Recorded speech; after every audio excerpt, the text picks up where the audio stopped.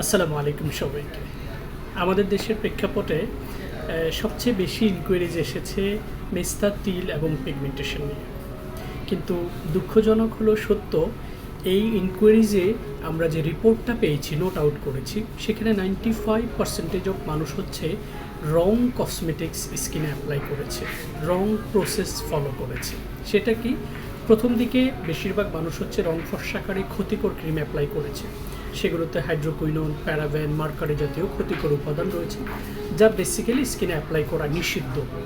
এবং এছাড়া অনেকে ডক্টরের পরামর্শে ভ্যাটনোভেট সি জাতীয় ক্রিম স্কিনে অ্যাপ্লাই করেছে, হাইড্রোকুইনোন ক্রিম অ্যাপ্লাই করেছে।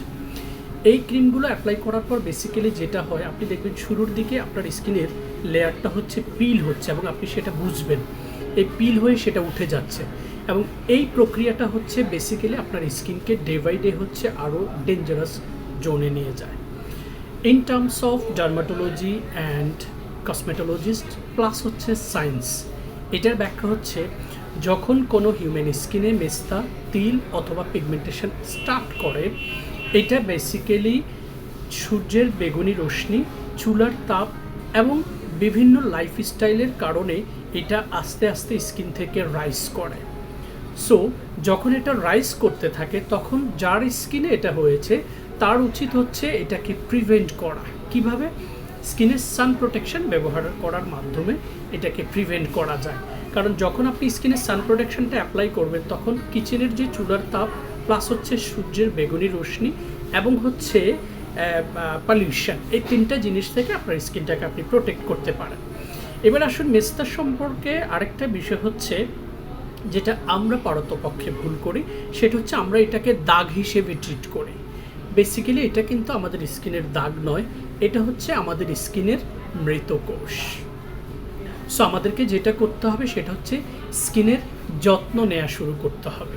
আর এই যত্ন নিতে গেলে আপনাকে হচ্ছে একটা চমৎকার টাইম ফ্রেম প্লাস হচ্ছে একটা বেসিক স্কিন কেয়ার রুটিন হচ্ছে মেনটেন করতে হবে। যে রুটিনটা মেনটেন করলে আপনার সেই ডেড সেলগুলো from epidermis layer to dermis layer to hypodermis layer পর্যন্ত এই সেলগুলো আবার রিভাইটালাইজ হয়ে এরকম স্ট্রাকচার তৈরি করবে, যেটার কারণে আপনার স্কিন সেলগুলো যখন ভেতর থেকে হিল হবে, সেটা আস্তে আস্তে আপনার চামড়ার যেই পুরোটা সেটাকে যখন মোটা করা শুরু করবে, তখন আলটিমেটলি আপনার উপরে থাকা মেলাজমাগুলো আস্তে আস্তে হচ্ছে ডিসঅ্যাপিয়ার হবে, which is call healing process, not peeling process. কারণ পিলিংটা হচ্ছে স্কিনের চামড়াটাকে তুলে দেয়, হিলিংটা হচ্ছে স্কিনের চামড়াটাকে ভেতর থেকে তৈরি করে।